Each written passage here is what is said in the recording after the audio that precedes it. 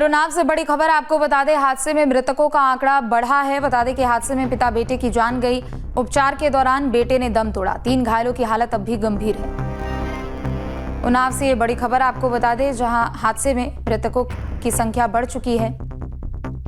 बता दें कि हादसे में पिता बेटे की जान गई। इलाज के दौरान बेटे ने दम तोड़ा है और अभी भी 3 घायलों की हालत गंभीर बनी हुई है।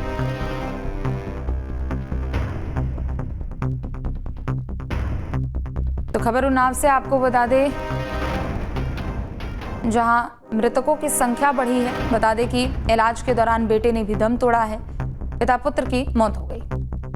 अयोध्या में इंजीनियर से बदसलूकी का मामला सामने आया। डीएम पर बदसलूकी का आरोप लगा है। इंजीनियर्स एसोसिएशन ने काली पट्टी बांधकर प्रदर्शन किया।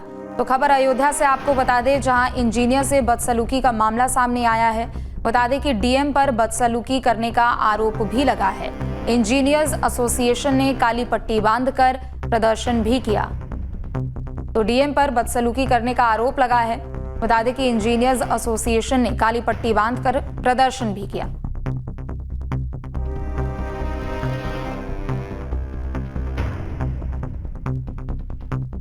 क्या हमारा ये प्रदर्शन जो हो रहा है डीएम आजमगढ़ के द्वारा हमारे शासी जनता के विरुद्ध जो अभद्र व्यवहार किया गया, डंडे से पिटाई करने के क्रम में हमारे association Uttar Pradesh engineer association के द्वारा ये समस्त जिलों में ये धरना प्रदर्शन का कार्यक्रम किया गया है, जिसमें हमारी मुख्य 3 मांगें रखी गई हैं कि डीएम आजमगढ़ के विरुद्ध अखिल भारतीय सेवा आचरण नियमावली 1968 के नियम 3 में निहित प्रावधानों के अंतर्गत उन पर कार्रवाई की जाए एवं 2 नंबर 2 जिलाधिकारी आजमगढ़ के विरुद्ध सुसंगत धाराओं में मुकदमा दर्ज कराते हुए विधिक कार्रवाई की जाए।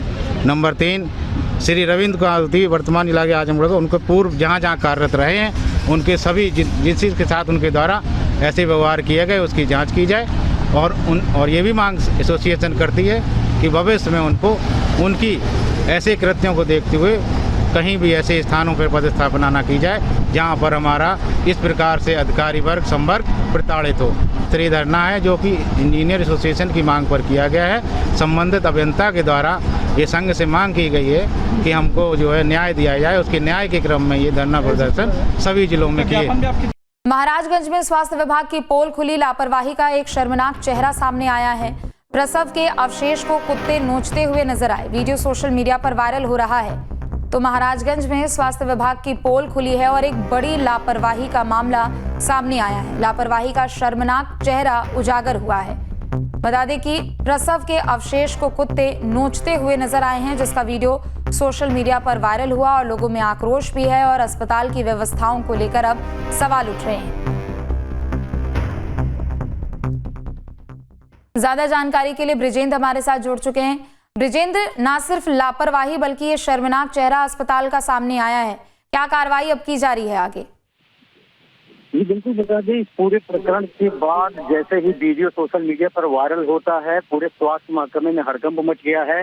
बात करें मुख्य चिकित्सा अधिकारी की तो अब जांच और स्पष्टीकरण और कार्यवाही की बात कही जा रही है। लेकिन जब बात की जाती है कि जिस तरीके से अस्पतालों में डिलीवरी की होती है है और उसके जो अवशेष होते हैं उसके लिए एक संस्था नामित की जाती है, जिनका काम होता है कि जो भी ये अवशेष होते हैं उनको ले जाके दफन करें या फिर वहां से हटाएं। अब ऐसे में ये लापरवाही की बात सामने आई है कि आखिर तो ये किसकी लापरवाही थी? कार्यदायी संस्था की लापरवाही थी या फिर जो जिम्मेदार वहां पे अधिकारी कर्मचारी या फिर जो सीएससी के जो प्रभारी हैं उनकी लापरवाही है? ये सब चीजों पर अभी स्पष्टीकरण और जांच की बात की जा रही है। ये देखने वाली बात होगी कि किस प्रकार की कार्रवाई इस पे होती है। जी, क्या जिम्मेदार अधिकारियों की ओर से कुछ कहा गया है इस मामले को लेकर? जी अभी मैंने जो है मुख्य चिकित्सा अधिकारी जो सीएमओ हैं श्रीकांत शुक्ला, उनसे बात किया तो उन्होंने साफ तौर पे कहा है कि मामला संज्ञान में आया है, ये लापरवाही दर्शित हुआ है। अब इसके बाद जो है स्पष्टीकरण जारी किया गया है और इसकी पूरी जांच कराई जाएगी और जो संबंधित लापरवाह कर्मचारी हैं उनके विरुद्ध कार्रवाई की जाएगी। तो वहीं अलीगढ़ में न्यूज 8 की खबर का असर हुआ। जमीन कब्जे की खबर का संज्ञान लिया गया है। खबर चलने के बाद कमिश्नर ने संज्ञान लिया। जमीन को कब्जा मुक्त कराने के निर्देश दिए गए हैं। भूमाफियाओं ने 14 बीघा जमीन पर कब्जा किया है।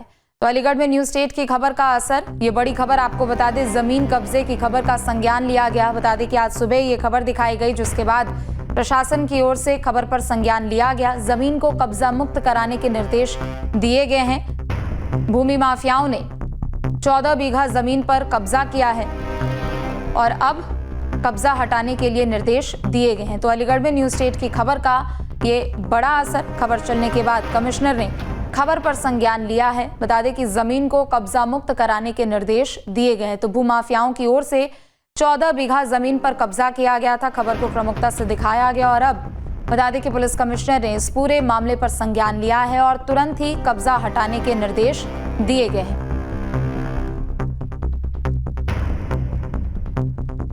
तो अलीगढ़ में न्यूज स्टेट की खबर का ये बड़ा असर। भूमाफियाओं ने 14 बीघा जमीन पर कब्जा किया था। खबर को प्रमुखता से दिखाया गया और उसके बाद बता दें कि पुलिस के आला अधिकारियों ने इस पूरे खबर पर संज्ञान लिया। पुलिस कमिश्नर ने खबर पर संज्ञान लेते हुए कब्जा मुक्त कराने के निर्देश दिए हैं। तो खबर चलाने के बाद न्यूज स्टेट की खबर का असर, जमीन को कब्जा मुक्त कराने के निर्देश दिए गए हैं। 14 बीघा ये जमीन है जिस पर भूमाफियाओं ने काफी लंबे समय से कब्जा किया हुआ था। खबर को प्रमुखता से आज सुबह दिखाया भी गया और उसके बाद अब ये कार्रवाई। मंत्री दानिश अंसारी ने अखिलेश यादव पर निशाना साधा। दानिश अंसारी ने अखिलेश यादव पर चुनाव में हार के बाद ठीक रहा सरकार और चुनाव आयोग पर फोड़ने का आरोप लगाया। खास बातचीत की है संवाददाता निखिल ने, सुनाते हैं। उत्तर प्रदेश सरकार में मंत्री दानिश अंसारी जी हमारे साथ हैं। अखिलेश यादव लगातार बैठक कर रहे हैं अल्पसंख्यकों के साथ और कह रहे हैं कि भारतीय जनता पार्टी जो मुस्लिम वोट बैंक है वो मतदान ना हो, इसलिए उनके वोटर लिस्ट से नाम कटवा दे रही है। अपनी टीम को उन्होंने सक्रिय कर दिया। देखिए, समाजवादी पार्टी दरअसल घबराई हुई है क्योंकि लगातार 2-3 सालों से अगर आप देखिएगा वोटिंग पैटर्न अगर हमारे मुस्लिम भाइयों का, खासतौर पर जो पिछड़े पासमानदा समाज के लोग जो उपचुनाव हुए, चाहे आजमगढ़ में हुआ, रामपुर में हुआ, चाहे बहराइच में हुआ, लखीमपुर में, वहाँ पर जो अल्पसंख्यक बाहुल क्षेत्र थे वहाँ पर भी भारतीय जनता पार्टी को वोट मिला। अभी 10 सीटों पे जो विधानसभा उपचुनाव हुए थे अभी अलग अलग प्रदेश में अलग अलग जगह, वहाँ आप देखिए कुंदरकी जैसे सीट पे जहाँ पर 65% से ज़्यादा मुस्लिम आबादी है, वहाँ पर समाजवादी पार्टी को इतने लंबे अंतर से अगर हराए गए तो बिना मुसलमानों को वोट के नहीं हरा सकता है कोई। यही हाल कानपुर में भी रहा, कटहरी में भी रहा, अलग अलग जगह रहा। तो समाजवादी पार्टी ये देख रही है कि जिस मुस्लिम पिछड़े समाज को उसने अभी तक वोट बैंक तक सीमित रखा, वो आगे बढ़ के विकास को गले लगा रहे हैं। इस बात से समाजवादी पार्टी हैरान है, परेशान है, इसीलिए मुसलमानों को गुमराह करने के लिए इस तरीके के बयान दे रही है। वो तो कह रहे हैं कि जो महिलाएं बुर्का पहन के वोट देने आती हैं, भारतीय जनता पार्टी के लोग उन्हें वोट नहीं देने देते। देखिए, इस तरीके की शिकायत केवल समाजवादी पार्टी कर सकते हैं। उत्तर प्रदेश में पारदर्शी तरीके से कानून व्यवस्था, लॉ एंड ऑर्डर को मेंटेन करने का काम हम कर रहे हैं और निष्पक्ष तरीके से चुनाव आयोग तमाम चुनाव कराता है। लेकिन समाजवादी पार्टी जब भी हारती है तो अपना ठीकरा कभी चुनाव आयोग पे, कभी ईवीएम पे, कभी कानून प्रशासन पे फोड़ना इनका पुरानी आदत है। कांग्रेस और सपा के बीच में मुस्लिम वोट बैंक को लेकर लड़ाई चल रही है। कांग्रेस के एक बड़े नेता हैं, वो बार बार कह रहे हैं कि समाजवादी पार्टी वोट बैंक की तरह इस्तेमाल करती है मुसलमानों को, खुद मुस्लिम है, मुसलमानों का हित जो है कांग्रेस पार्टी में जो है वो है। देखिए, अच्छा तो तब लगता है जब कांग्रेस पार्टी और समाजवादी पार्टी मुसलमानों के विकास के एजेंडे पर लड़ाई करते। ये मुसलमानों को वोट के नाम पे लड़ाई करना आज़ादी से लेकर अब तक 75 साल हो गए, अभी भी मुसलमानों को वोट बैंक तक सीमित रखने की साजिश कांग्रेस और सपा ने रची है। अगर वो इतने ही मुसलमानों के हितैषी होते तो विकास के मुद्दे पर लड़ाई करते, तरक्की के मुद्दे पर लड़ाई करते, तालीम के मुद्दे पर लड़ाई करते। लेकिन उनकी लड़ाई केवल और केवल, सपा और कांग्रेस की लड़ाई केवल और केवल मुसलमानों को के वोट तक लेने तक सीमित है। लखनऊ से वीडियो समित सिंह के साथ निखिल शर्मा, न्यूज स्टेट उत्तर प्रदेश। जहाँ भक्ति है हर शब्द में, कथाओं में छिपे हैं दिव्य रहस्य और ज्योतिष देता है जीवन को दिशा। धर्म से जुड़ी हर बातों को जानने के लिए हमारे चैनल स्तुति को सब्सक्राइब करें। चैनल पर जाने के लिए इस लिंक पर क्लिक करें।